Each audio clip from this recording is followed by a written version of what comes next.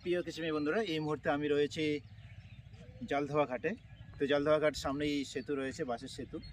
তো সেটা হচ্ছে রামপুর এবং বক্সিরহাটের যে সংযোগকারী মাঝে রয়েছে রায়ডাক নদী। সেই রায়ডাক নদী বরাবর যে চর, সেই চরে দেখতে পাচ্ছি এখানে প্রচুর পরিমাণে তরমুজ চাষ করা হয়েছে।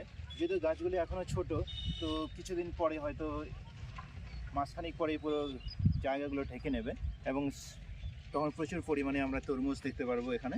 তো আমি এখানে দেখানোর চেষ্টা করব যে গাছগুলোকে সুন্দর করে রেখে দেওয়া হয়েছে।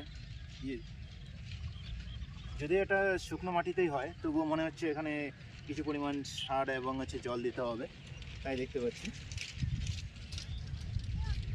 এটা ভালো একটা লাভদায়ক ফসল হবে নিশ্চয়ই। তো